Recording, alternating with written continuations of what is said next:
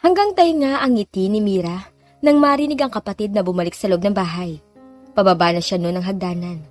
Lumipat na ang magkakapatid sa kanilang bahay sa Dian, Makati na dati ay pinapaupahan nila.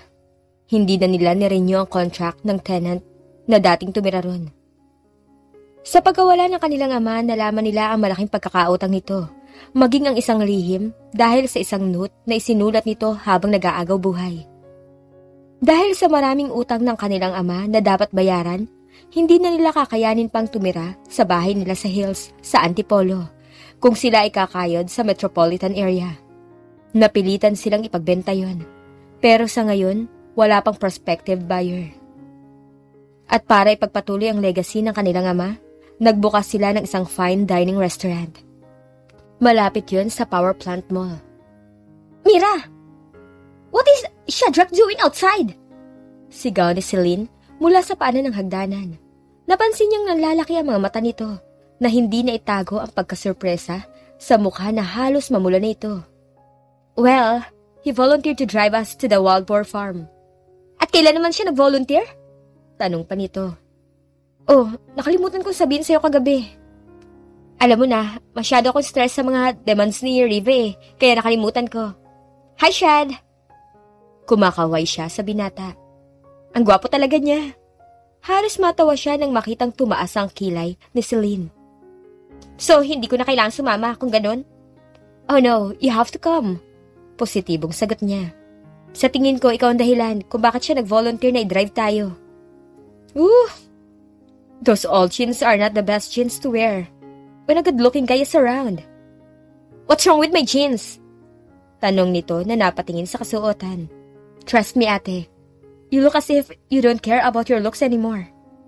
Mira, he's engaged to be married. So? Wala ka namang balak pormahan siya, di ba?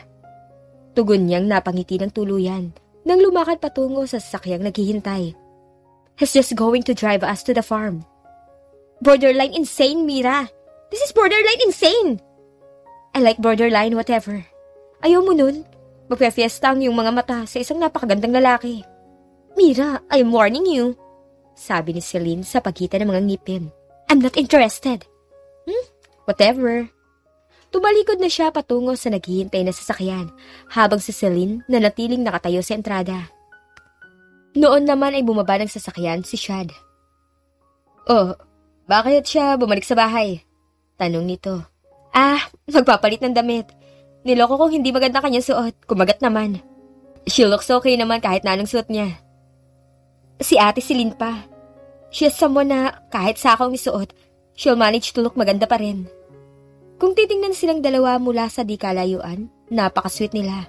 Siya ay nakakiling ang ulo sa kanan habang nakatingin ng diretsyo sa mukha ni Shad. Ang huli naman ay nakatingin din pababa sa kanya.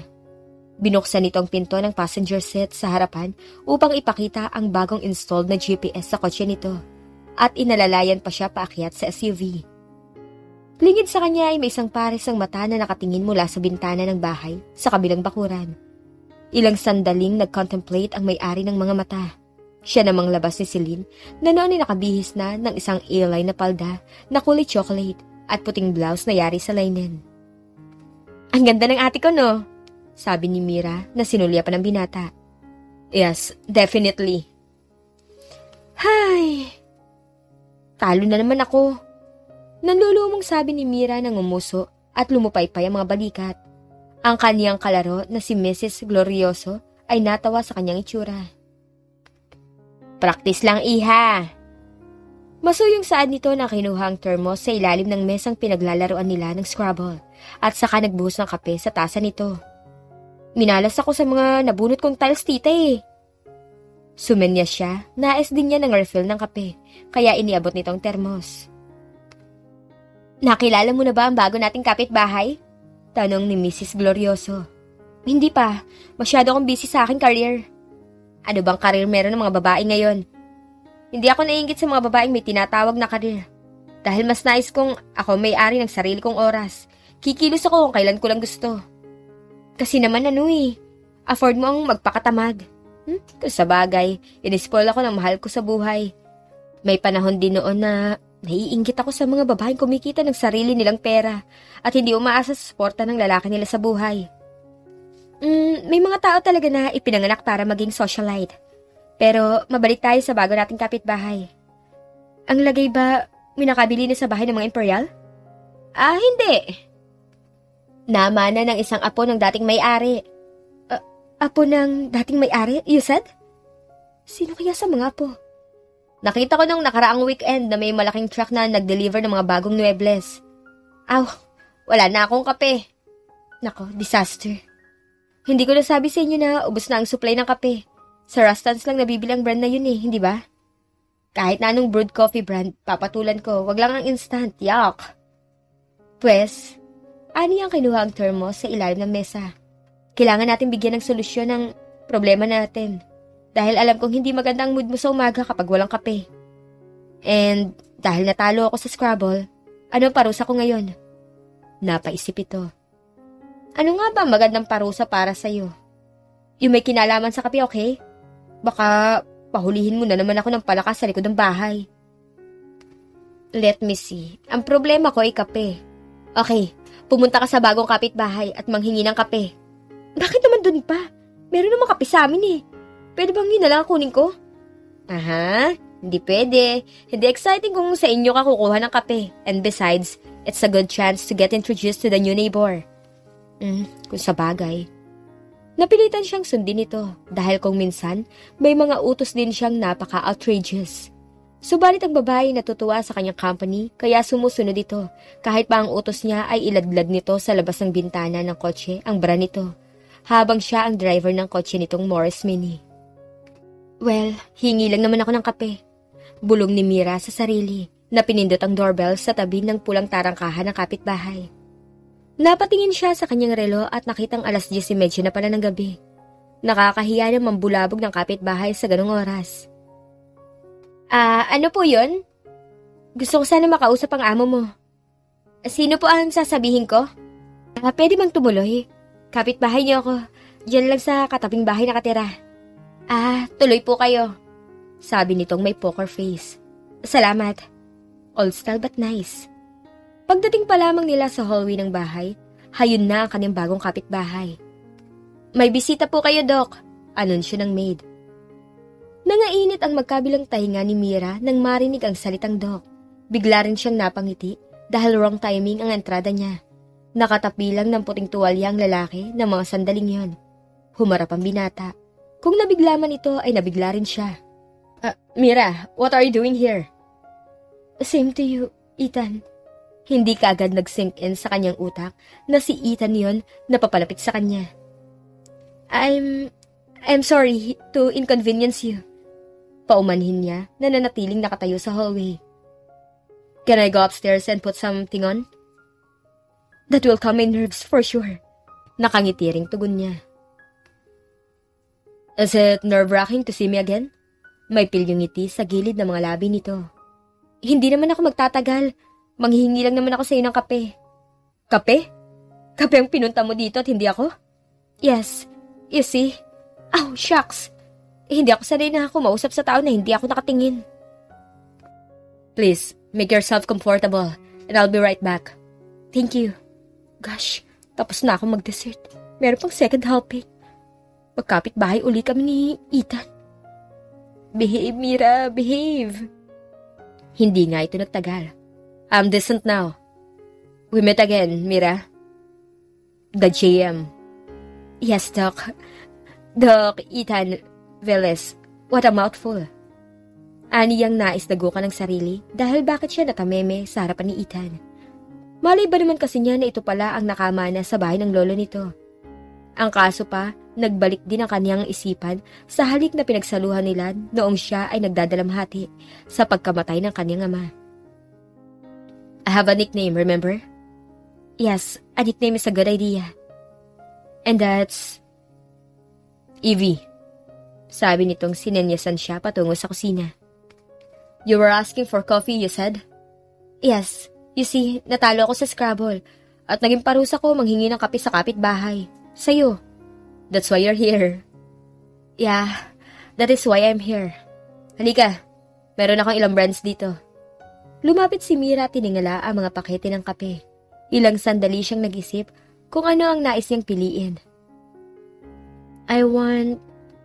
This is... Sabay nilang sinabi ang mga pangungusap na hindi natapos. Natigilan sila nang magtagpo ang kanilang mga kamay sa pakete ng kaping yun. Saka sila napatingin sa isa't isa. Alam nilang iisang laman ng kanilang isipan. Ang tagpong yun sa hardin ng mga imperial. Alam din nilang walang pipigil sa kanila na magtungo sa silid ng binata sa itaas ng bahay. Alam nilang pwede na nilang alisin ang kanilang mga damit sa mga sandaling yun. Subalit unang nagbawi ng tingin si Mira. Binawi rin niya ang kanyang kamay at inilagay yon sa kanyang likuran, na para bang naisikubli ang katotohanan na siya ay napaso. Will this be too good for your Scrabble opponents? Ang kanilang napiling kape ay isang pakete ng filter malt mula sa isang fair trade. Napaisip siya kung sasabihin ba niyang iisa lang ang kanyang opponent. Oh, they are very sophisticated coffee drinkers. Tugon niya na pinihit ang impulse na pairali ng pagiging flirt. Really? Yeah, they are... No, there's only one opponent. You see, I actually spend my evenings playing Scrabble with a middle-aged woman. Mira, you're so pathetic. Ano na lang ang iisipin niya tungkol sa'yo? Is there anything else you require? Wala na. Salamat. By the way, masaya ako dahil magkapit-bahay ulit tayo. Napangiti ito sa kanyang sinabi, subalit hindi nagsalita. I'll be back. Huling sabi niya. Bilin sa kanya ni Mrs. Glorioso ay ilagay lamang sa ilalim ng malagong halaman sa bandang kanan ng pinto ang kape at doon na lang nito kukunin yon bago mag-almusal. Kinabukasan habang nag-aalmusal sila, nakatanggap si Mira ng text mula kay Mrs. Glorioso. Masarap ang kape na nahingi mo sa kapitbahay. Tell me more. Mukhang masaya ka ngayon Puna ni Celine na pinukol siya ng tingin na may pagsususpetsya. Siya nga pala, na-meet mo na ba ang bago nating kapitbahay? Sure, pahuli ba naman ako sa balita? In fact, I have already popped in for coffee. Really? Did you hear that, Riva? Little sister here has been to the new neighbor for coffee. Ay nako, maniwala ka dyan. Baka sabihin mo, inakyat niya si Ethan sa utos ng kanyang bagong best friend na si Mrs. Glorioso. Give me a break, will you? O kaya aminin ko, natalo na naman ako sa Scrabble. At inutusan ako ni Tita Cecil na nanghingi ng kape sa kapitbahay. Hindi na yun bago sa amin, Riva. Mira, natatawag saan ni Celine na hinuhuli siya. Okay. I went to Doc Ethan. What's wrong with that? See? Kung hindi mo ungkatin, pare half-truths ang ikikwento nitong kapatid natin para bumilib tayo sa kanya. Hi, ikaw talaga, Mira. Grow up a little and you'll be fine. Nakataas ang kilay nito na nakatingin sa kanya. May isang tao dito na namumulan na naman ng mga hasang... Hindi nga ba? Natatawang sabi ni Celine na naupo sa usual na pwesto nito. Ano masasabi mo, Riva? Tungkol saan? Tungkol kanino? Kanino pa? Oh yes, Ethan Velas Imperial. Nagkilig-kiligan ito para asirin lalo si Mira. I also once had a hots for him. Oh, ayan, inamin ko na nagka-crush din ako kay Ethan, ha? Yes, Ethan is that beautiful person every girl in our old neighborhood, sometime or other, thought she could marry. Ay, nakakainis mga kontrabida. Makalis na nga. Kala nyo kayo lang marunong ma-in-love. Nagkatinginan, sina Celine at Riva, saka nagtawanan ng mga ito. Nakapamili na siya ng mga sangkap para sa araw na yon. Nang may ipabili na naman si Riva, kaya kailangan niya magpunta sa San Andres Market. Minabuti na muna ni Mira na dumaan sa bahay dahil naiwan niya ang kanyang sunglasses. Habang hinihintay na lumabas ang kanilang katulong, natanaw niya ang pamilyar na muka ng isang babae na lumabas mula sa gate ng kapitbahay. Kinawayan niya si Liz, na nakakatandang kapatid ni Ethan. Napangiti ang babae sa ito lumapit sa kanya. My goodness! Maliit ka pa nung huli kitang makita bago ako pumunta ng States. As you can see, hindi ako masyadong tumangkad, gaya ng mga kapatid ko. Ow, get off of it. You are so charming, so petite. I wonder kung sino sa mga kamag-anak kong lalaki ang nagkagusto sa'yo. Dahil madalas silang dumalaw sa amin noon sa Ponderosa Hills para lamang sumili sa inyo magkakapatid. Ay nako, binasted ko lahat. Wala akong na-edit man lang kahit isa sa mga kamag-anak nyo. By the way, kumusta na nga pala sina Celine at Riva? Lahat kami busy sa aming restaurant venture. Mula nang mawala si Dad, sa isang aksidente, kami na nagpatuloy sa business. Oh yes, I heard that one time when I called Mom on the phone. It must be very, very tragic for your family. I remember, all of you were so close. Shucks, I'm running late. I just dropped by dito sa bahay ni Ethan eh. He asked me to inspect if everything's in good shape and taste. I made some notes on the things na dapat i-renovate and... Why don't you come to my dinner party on Friday? Isama mo sina Celine at Riva. It will be good to see them again. Friday? I'm the only one who can be spared. Dahil nagawa ko na during the day ang trabaho ko. I'm sorry, baka ako lang makapunta. That's a shame, but it will be good to have you. Sagot ko na ang cake para sa dessert. I'll ask Jillian to bake your favorite. I remember you love Daddy's cheesecakes, di ba? Oh, that will be lovely. Tugon nitong hinalikan na siya bago tumawid sa kabilang panig. Pinilit ni Mira na maging animated sa pakikipag-usap sa middle-aged na lalaki. Ito ay nakapwesto sa kanyang kaliwa na ikinikwento kung saan parte ng mundo ito nakarating. Ang nasa kanan naman niya ay isang middle-aged na babaeng walang bukang bibig, kundi ang mga cosmetic surgery procedures na dinaanan nito. Siya ang pinakabata sa mga bisitang dumating. Kung hindi siya pukulin ng tanong ni Liz tungkol sa pagkain, wala siya masyadong nasabi sa kahabaan ng dinner party na yon. Sila ay nasa isang condominium sa Ayala Avenue, kung saan may inupahang unit si Liz sa loob ng panahon ng pagbabakasyon nito. Nang iparada niya sa sasakyan sa basement ng condominium tower, ay kabado na siya dahil sa pantahang baka magkita sila ni Ethan. Kaya naman pinili niyang mabuti ang kanyang susuotin. Kinonsulta niya si Mrs. Glorioso na naintriga kung bakit nais niyang opinyon nito sa pananamit. Kahit colorful ang kanyang nakatatandang kaibigan, ay ipinayo nitong isuot niya ang eleganteng little black dress para raw walang mintis. Kaya sa mga sandaling yun ay suot niya ang isang lampas tuhod na black velvet dress.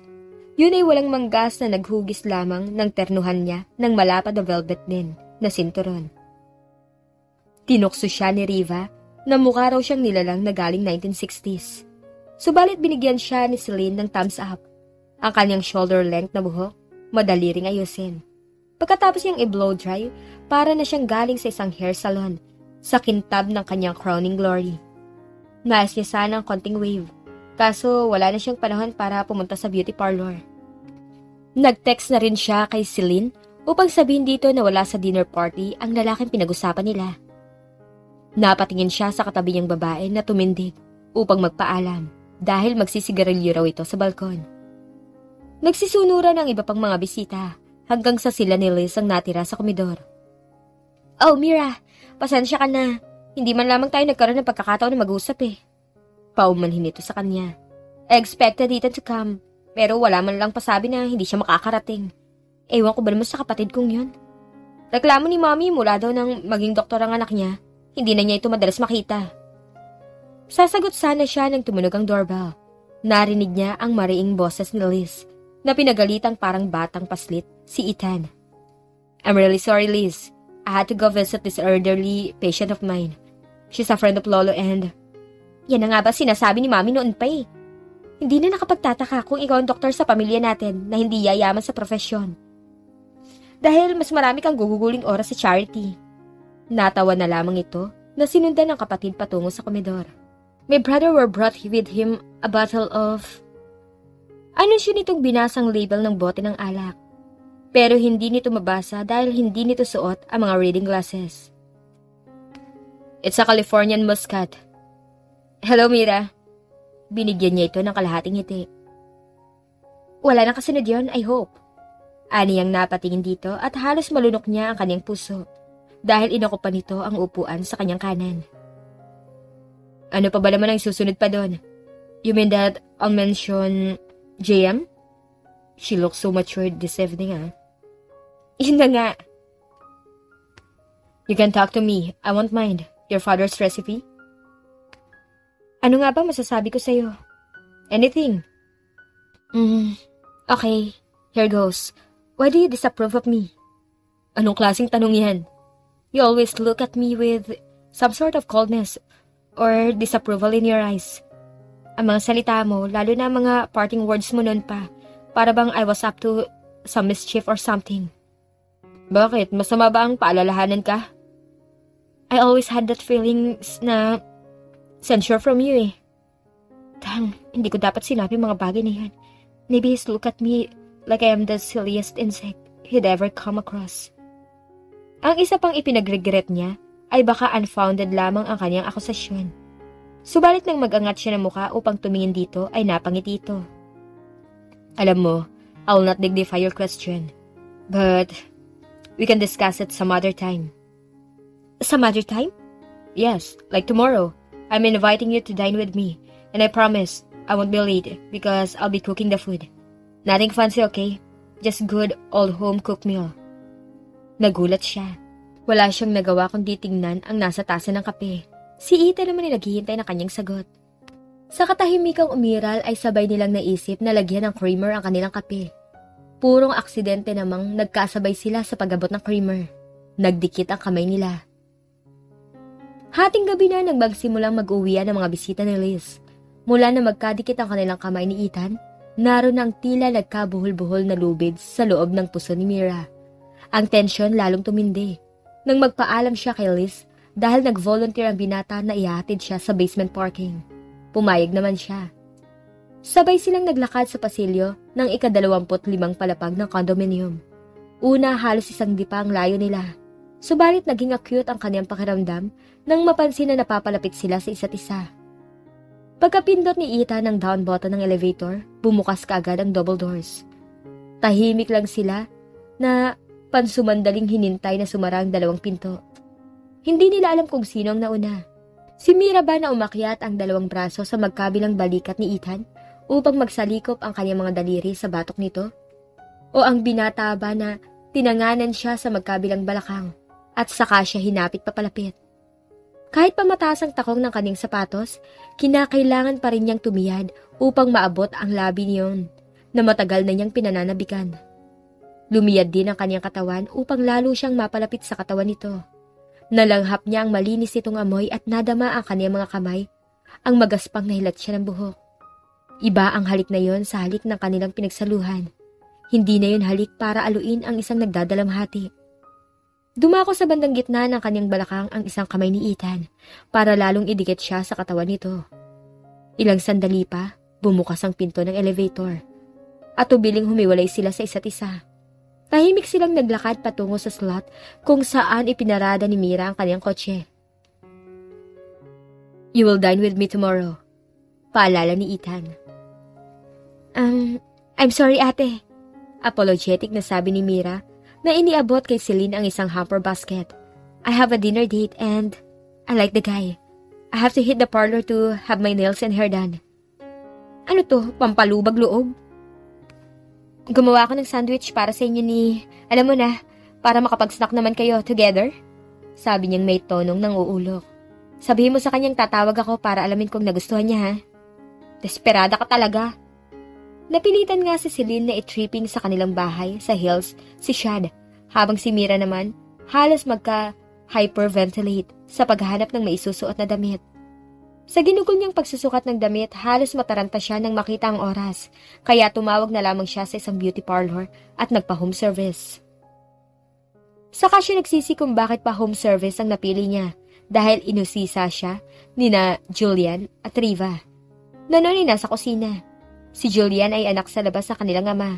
Ang inakala nilang inaanak nito ay half-sister pala nila. Nabunyag ang pagkatao ng babae bago pumanaw ang matanda sa isang aksidente dahil sa isang note na ibinigay nito sa mga pulis. Nakasaad doon, Julian is my daughter. Pwede bang dalhin ko yung cake na yan sa dinner date? What do you think? Tanong ni Julian kay Riva kung payag ito. Sino muna ang kadate mo ngayon? Hindi mo ba kami sasama? Total na i-arrange mong i-tripping ni Celine si Shad.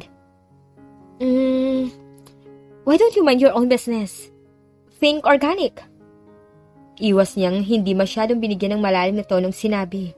Nais niyang i-deviate ang atensyon ng mga ito kay Galen Lopez. Ito ang may-ari ng Wild Boar. Nagkakilala sina Riva at Galen minsang nag-cater ang babae sa bahay ng huli. Subalit hindi madaling malansi ang food shop na kapatid. And you made that hideously tasting sandwich para kainin ni na Celine at Chad sa picnic? How weak! Nagngingit-ngit siya, kaya ibinulalas na rin niya ang information kung sino ang kanyang kadate. Alright, diyan lang ako sa kabila pupunta mamayang 6:00. Sabi niyang hopeful na maniwala ang mga ito, na kay Mrs. Glorioso lang siya pupunta. Which house? The one on the left or the one on the right? Usisa ni Riva. Kaliwa nga ba o kanan? Aniyang clueless na bumaling sa kabilang direksyon.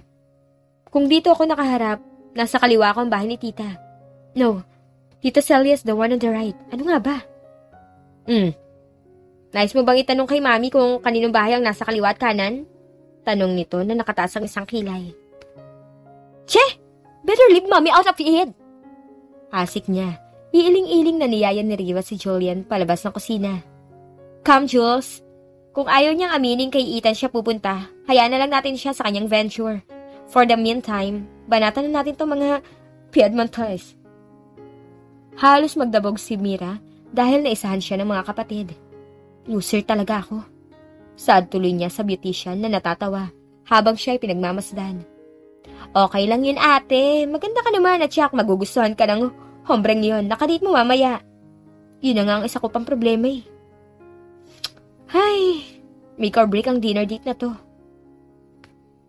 Ayaw ni Mira na masyadong fanfare at hindi rin niya binalak na mag-dramatic entrance kahit yun pa ang nais niyang gawin. Nang mga 5 minuto bago mag-6:00, hayon na siya at tumitimbre sa tarangkahan na binuksan naman kaagad ang maid ng binata.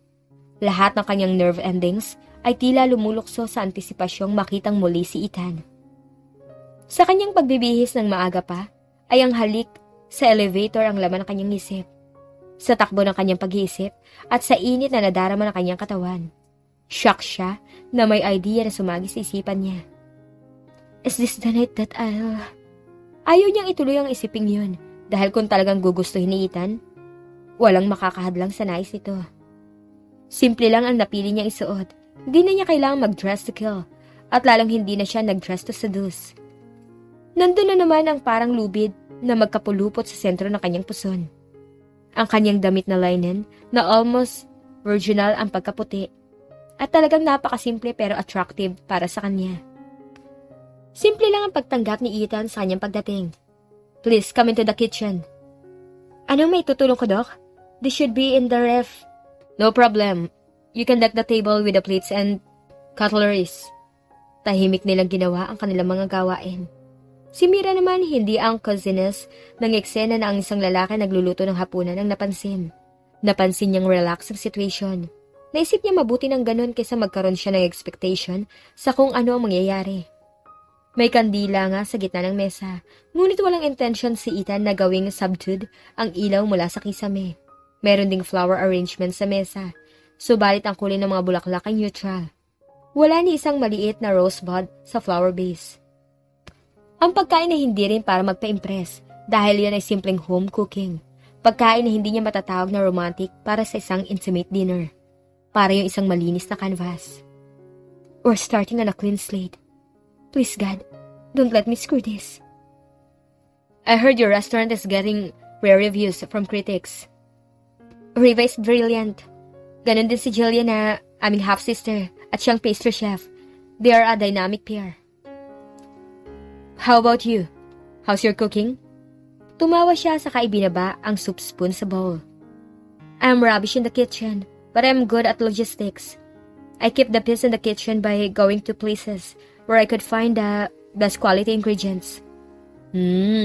So you're the one who goes into the deep end? Ganun na nga. Ako humahabol sa mga kambing na ayaw magpahuli o kaya sa mga inahing manok na tumutuka kapag kinuha ko ang kanilang mga itlog. I got scared once when Riva said that she wanted to create a Pinoy version of the French ortolan by using the Maya bird. Palulusungin ba naman ako sa palayan para humuli ng ibon? So, hindi ka naman pala masyadong rubbish kung ganun. Sabi nitong ibinaba ang kutsara sa soup bowl. Nang matapos ito, sinanyasan na nito ang maid na alisin na ang mga mangkok at isinilbi naman ang isa pang katulong, ang meat course na chicken a la king. I'm rubbish. Don't look at me like that. You are different from what I expected. Inisip kita na Hanggang sa akin pag-uwi kagabi, inisip ko sinabi mo. That you disapprove of me? Dugtong niya na medyo asiwa na maging prangka. Yes, I always felt the censure whenever you look at me in the past.